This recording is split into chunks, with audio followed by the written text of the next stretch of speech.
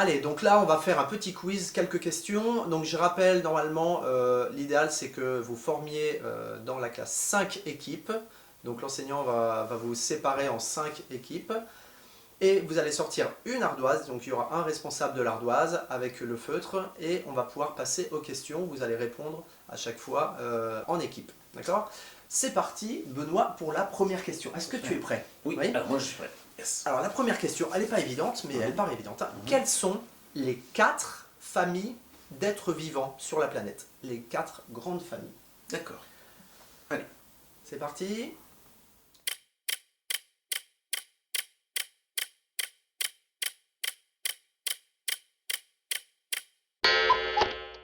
Alors Benoît, est-ce que tu as une idée des grandes familles d'êtres vivants? Alors, la grande famille que je connais, c'est la famille des êtres humains, peut-être. Non? Non, la famille des animaux? Alors, pour toi, il y aurait la famille des êtres humains, des Ouais, animaux. voilà, des êtres humains. C'est nous, les animaux, les végétaux, et après je donne ma langue au... Et les langues de chat. La famille des langues de chat. D'accord. Alors, tu y es presque. Hein, ouais. et je pense que tout le monde va donner plus ou moins la même réponse. Ouais. Cependant, ce n'est pas ça. Pourquoi? Parce que... Alors, c'est presque ça. Hein, ne t'inquiète pas, ne t'inquiète pas. Il y a un petit peu de vrai. Les humains ne sont pas considérés comme une famille à part entière parce qu'ils font partie des animaux, de la famille des animaux. Ah oui. Nous descendons des primates, des singes, et nous sommes dans les mammifères. Voilà. D'accord. Donc, il y a la famille des animaux. Ouais. Donc, les animaux, les chiens, les chats et les humains. Ouais. Il y a aussi, tu avais dit, les végétaux. Voilà, donc les plantes, les arbres, etc. Ouais. Oui. La flore. Ouais. Voilà, la faune et la flore. Il y a aussi la famille des tout petits animaux, minuscules. Des bactéries. Oui, les bactéries Ouais, sont les, voilà, ouais, tout ce qui est micro-organismes. Ah, super. Hein, les micro-organismes, Voilà. c'est tout ce qui est minuscule. On en trouve voilà, dans notre corps, on en trouve aussi dans l'océan, on en trouve un petit peu partout. Et ils sont très présents, même s'ils sont invisibles à l'œil nu. Il y en a énormément. Et la dernière famille, elle est un peu spéciale. Hein, ceux qui ont trouvé, bravo, parce que c'est pas évident. Ce sont les champignons. Oh. Ah ouais. Eh oui, les champignons forment une famille d'êtres vivants à eux tout seuls, parce qu'ils sont à part. Ils ne sont ni animaux, ils ne sont pas végétaux, ils ne sont pas micro-organismes, donc ils sont considérés comme une famille à part. Bon, super. Ok. Donc bravo à ceux qui ont répondu correctement à cette première question. On passe à la seconde. Eh ben, on parlait de biodiversité. Pourquoi est-ce si important de préserver la biodiversité? Eh bien... Allez, à vos ardoises.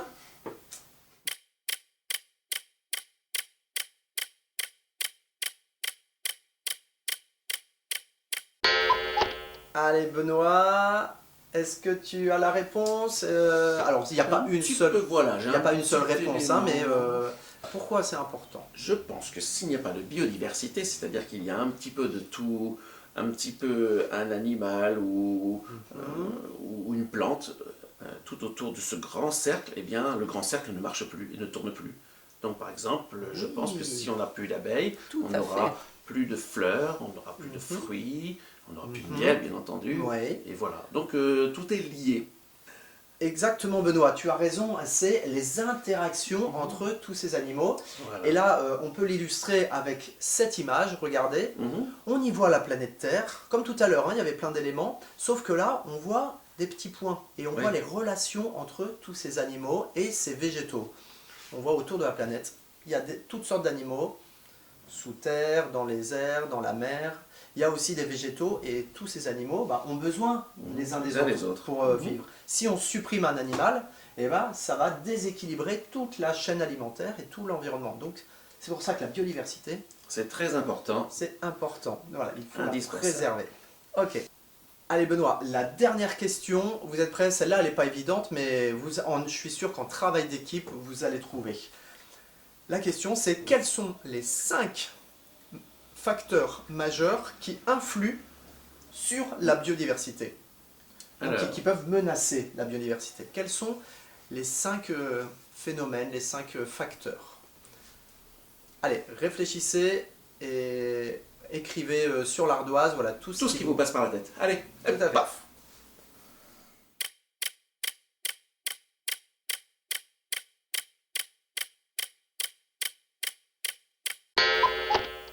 Allez, est-ce que vous avez réussi à trouver quelques réponses? Donc sur les 5 facteurs, si vous en avez trouvé 2 ou 3 ou 4, là c'est déjà super. Hein. Benoît, est-ce que tu saurais me dire? Moi je pense Quel que facteur? la pollution nuit à la biodiversité. Par exemple, quand on laisse une bouteille par terre, elle peut rouler jusqu'au ruisseau qui après... Très bien. Alors, la pollution, c'est une bonne réponse. Alors, attention, la pollution, c'est pas une seule pollution. Il y a plusieurs pollutions, est-ce que tu savais? Il y a la pollution de l'air, il y a aussi la pollution des sols, et la pollution de l'eau.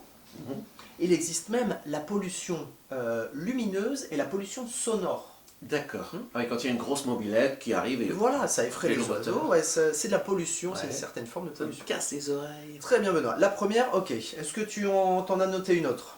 Je crois qu'aussi quand on coupe beaucoup d'arbres, on les brûle même encore plus pour fabriquer plein de choses.